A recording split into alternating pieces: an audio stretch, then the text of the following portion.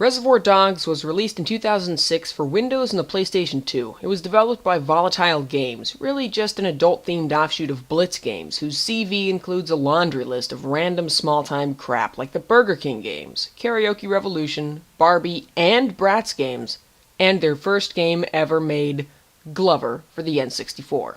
4wUTsKG Games themselves have only ever made Reservoir Dogs and, more recently, Dead to Rights Retribution. Sorry, I just threw up in my mouth a little bit. So yeah, this was an irrelevant game, made a decade and a half after its related film, by a studio that has never made anything, staffed by employees from a studio that has never made anything anyone would ever want to play. The cover tries to affect a minimalist, classy look, but some things on the jacket should tip you off that you're not in for a delightful experience. Of the silhouettes on the cover, only Michael Madsen as Mr. Blonde is recognizable. That's because he was the only actor to reprise his role for the game. That's kind of fucking random, isn't it? You'd think of all the people you'd want Tim Roth as Mr. Orange. You need Mr. Orange. Orange is the player, the new guy, the perfect audience proxy, but you only play as him in the training mode. Reservoir Dogs the game makes up for the lack of original actors with the inclusion of original music, with the K-Billy's sounds of the 70s. Which is gonna mean I can't show you, like, any of the actual game footage without muting it because of the licensed music. Thanks, YouTube. Lastly, before we start, we notice the system requirements table recommends a graphics card with 32 megs of RAM. Good God, is this 1998? Actually, no, it's just an ugly PS2 game from 2006. Upon starting the game, you're greeted by a teeth-grindingly annoying menu screen with endless repetition of one song and a handful of lines delivered by the imitation-grade voice actors. When I turned the music off to capture like I always do, the voices went away too. Win-win. Reservoir Dogs the game is a very beige third-person cover-based shooter with driving levels straight out of Enter the Matrix. The one mechanic that makes it stand out, and is the source of this game's small cult following, is the crowd control system. Paired with a basic karma meter, this basically means you can play the game as a stark raving psycho or a consummate professional. The psycho gameplay is basically just cover-based shooting, which is, in a word, serviceable. Serviceable is not a word you want used to describe your game. Serviceable is best expressed in numbers as a 6 out of 10. It's not as bad as, like, Kane and Lynch, but it certainly ain't good. The guns aren't bad, they sound cool, and for a game with little focus on the shooting mechanic, there's a nice enough variety. You also have a few grenades to spice things up. Smoke grenades, tear gas grenades, and flashbangs are all basically the same thing, they just stun enemies in a small area. Molotovs are the true weapon of the psycho. Yeah. You can take human shields, but that's a component of the coercion mechanic, and they're pretty much worthless in combat. So all tallied up, you can take cover and shoot people, or run around and shoot people. Woo. The game's basics are taught to you in a truly epic training mission where you get weapons training from Mr. Blonde, and then play paintball with the Reservoir Dogs crew. I am serious. Best game ever. This is the only time you play as Mr. Orange, which maybe isn't so bad. He looks like Biff Tanner and sounds like a bitch. I get the feeling they were so worried you wouldn't be able to tell the new character models apart that they gave him orange hair, too. What is this? What is going on here? Why does he have plastic Lego hair? The sound-alikes are pretty much garbage. They do an alright job at the lines taken from the movie, probably because they have a target. Jesus Christ, Joe. Fucking forget about it. It's beneath me, you know? I'm Mr. Pink. Let's move on. But even though the game's original dialogue is reasonably well written, it's voiced by a bunch of whiny-sounding imitators. Mr. Pink is the worst. He's kind of funny, and kind of the most obnoxious piece of shit ever. I am working the cashier's desk. I'm enjoying my 9-to-5 existence in the #1 most dangerous clerical position covered by minimum wage. Okay, I didn't ask for a running commentary. In Reservoir Dogs, you play as most of the characters from the film, alternating between third-person shooting levels and driving levels, strung together by cinematics that are identical to the film. I don't mean clips from the film, which might actually be cool. I mean shot-for-shot remakes of the scenes. Not in and of itself a bad thing, except you've got awful character models and terrible voice acting, and they're all so fucking blurry I feel like my eyes are going out of focus. Mr. Blonde is the only one that looks like a real person, and I swear the graphics get temporarily better when he's on screen. As for the driving levels, they're awful. I probably didn't need to say that, right? I mean, you know the driving levels are awful. Every action game with driving levels is automatically an action game with awful driving levels. They're too long, the control is simplistic but still wobbly and imprecise, the physics are half-baked, and they ruin your score if you're going for a pro playthrough. The pro version of the driving levels involves not hitting traffic and driving at high speed, apparently, but the mushy driving physics make not hitting traffic impossible, and sometimes the goal of the driving levels is to destroy pursuing cop cars. In some of them, the only way to get the Psycho rating is to fire your pistol out the window like Yosemite Sam as you drive, and in some levels the only way to get the pro rating is you fucking can't! Because this is a Tarantino-inspired game, the characters have weird monologues they like to indulge in, and since the only time two characters are in the same place as one another is during the driving levels, that's where the quirky Tarantino stories get told. Every time you bump into something or get shot at, one of the characters has to fucking complain about it, which is stupid and it interrupts the story. You made me lose my place now. Oh yeah. This guy comes up to Raoul in the prison canteen and cuts him right across the throat.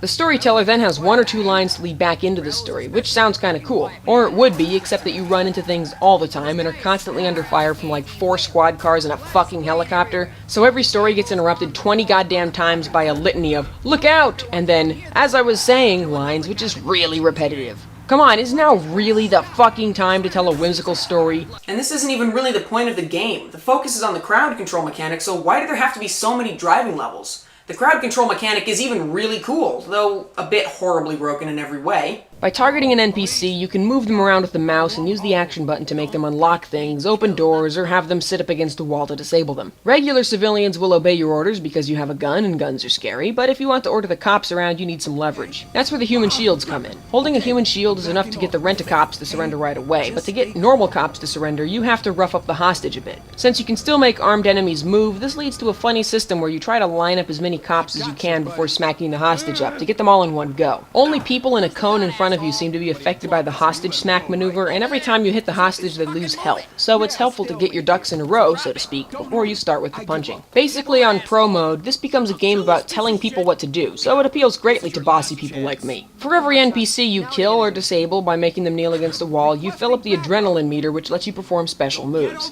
The Psycho version of the special move is the Bullet Festival, which is basically bullet time. It isn't that useful. If you play pro, you'll probably fire a handful of shots in the whole game, and if you play Psycho, you won't need Bullet Festival, because the combat isn't extraordinarily difficult. It's not like every game needs bullet time. If you have a human shield, though, the special move is to inflict horrific torture on your hostage, causing every enemy in the area to surrender immediately where they stand. Or if they're frail and old, to pass the fuck out. You'll notice that this is the alternative to the Psycho's Bullet Festival mode. Yeah, the signature torture move counts as pro, not Psycho, because you don't kill anybody. So a consummate professional goes through his levels torturing everybody. Every character can do this, which kind of undermines the original Pro vs. Psycho dynamic of the film. Instead of blonde being Psycho and white being professional, it changes based on how you play, and the fact that cold-blooded torture is a professional act makes it more confusing. One of the weapons available on Mr. Blonde's levels is a tranquilizer gun, which breaks the game so hard it's not even funny. A single shot from that thing instantly takes out an enemy, and there's ammo for it everywhere, so you can take out every single enemy in the level from long range with a single shot and then get a pro level. It's almost harder not to get a professional rating in Mr. Blonde's levels. The graphics are a bit bland, but there are some neat effects with tear gas grenades, and overall they're serviceable. The levels aren't special, but they too look serviceable, and at least there's no sewer level. Oh, god damn it. I guess it is kind of cool how you revisit the diamond store multiple times from the perspectives of all the characters, but from different directions as they all make their escape. The design of the levels is actually pretty well thought out. Each area usually has one easily accessible NPC to use as your starter hostage, and sometimes they allow for stealth or alternate paths.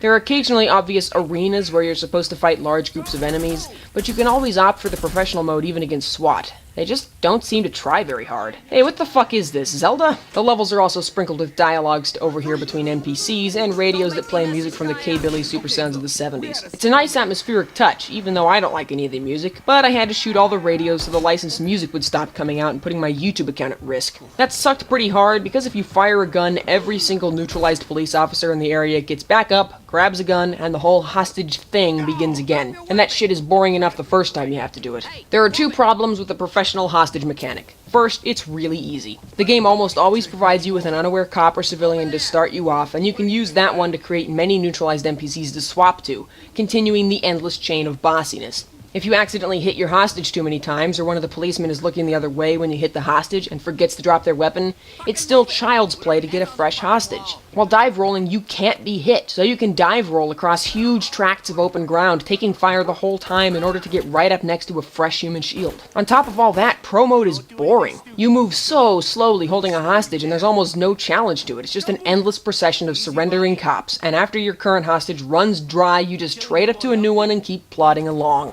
This game is way more fun if you play it by ear and just wing it. If you think of Reservoir Dogs as a shooter, where you can take hostages and order people around if things get too intense, it's a lot more fun. It's kind of like a chaotic run-through of Hitman. Playing pragmatically is just more enjoyable. Unfortunately, if you want to see the good or bad endings, you need to pick a mode and stick to it. But pro mode is boring and psycho mode is psychotic. I think they realized this would be tedious, so they made all the NPCs really annoying to provoke you, like they're trying to make you flip out. It's kind of like Postal 2. They give you all the tools and incentive for wholesale carnage, and then say, don't do it.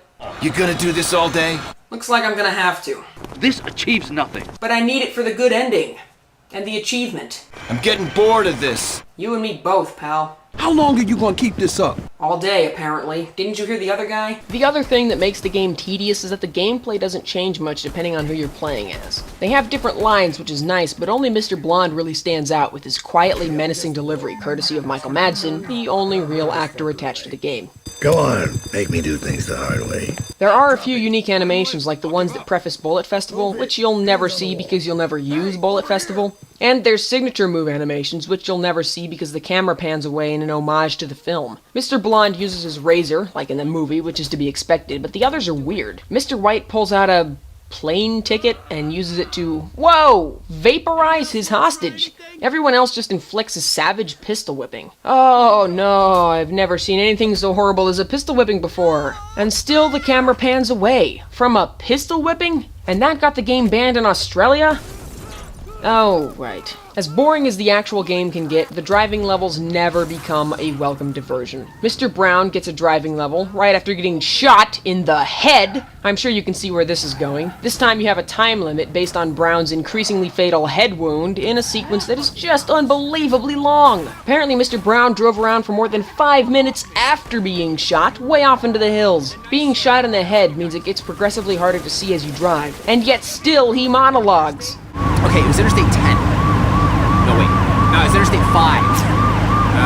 You know what? It doesn't matter. I was driving down the interstate. Having to suffer through a driving level after every shooting level is just retarded, especially when the driving is so inexcusably bad. The final driving mission of the game is Nice Guy Eddie protecting Mr. Pink from the cops in a stupidly drawn-out chase sequence that reuses most of the same layout from the other driving missions. This mission is fucking difficult for no good reason. Taking out cars is nearly impossible because of how bad the controls are. Shooting them does next to no damage, and there are no checkpoints in the driving stages. This is the kind of thing that earns a game an instant failing grade. Not that I don't like this game, because I get a perverse kick out of it, but because the driving level mechanics are so god-awful, so irredeemably bad, that I could never recommend this game to anyone and still get a good night's sleep. Even after demystifying the events of the film and expanding the off-screen bits to cartoonish proportions, you never play the heist, only the aftermath. Probably because they couldn't think of a way for you to play alongside NPCs, or the engine couldn't handle that many character models at once. The game had a real opportunity to show the heist, the training, the setup, etc. Instead, they make the events of the film seem stratospherically impossible. I seriously doubt they could even reach the warehouse without a million cops in pursuit if they had to run multiple fucking police roadblocks to get there. Overall, though, Reservoir Dogs is compelling in a very weird Enter the Matrix way. The hostage and crowd control mechanic is the kind of thing you don't see that often, like the Punisher's interrogation mechanic. There's just a bunch of weird, random shit that goes wrong with this game, like the loading screens, which have quotes from characters who are dead by the end of the film. Quotes about the events of the film. When did they have time to give these statements, and to who? Also, the way it fills in events from the film just seems weak and underwhelming. Like what happened to Mr. Blue. Well, it turns out he had a last stand in front of the diamond store, but then survived that and ran a few blocks to go to a movie theater, where he finally got shot while trying to have a smoke. The crazy additions to the story kind of detracts from the experience, especially when it's just so ludicrous.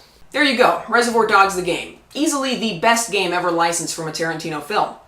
Though it's also the only game ever licensed from a Tarantino film. Make of that what you will, and don't forget to never spend money on this grotesque amalgamation of bad game design choices. See you next time.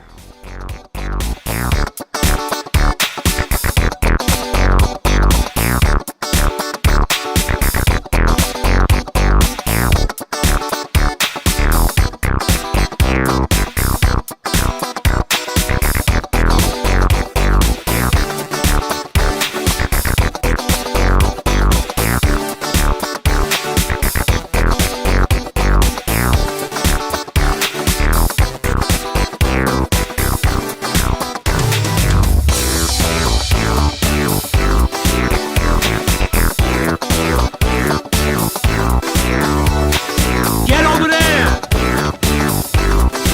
better let me go.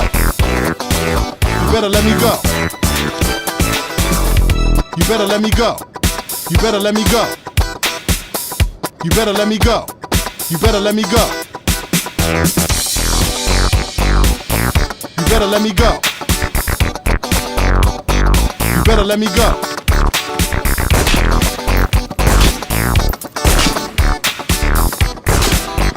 Clear over here.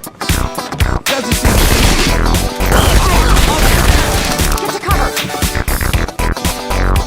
Okay, boys, open fire.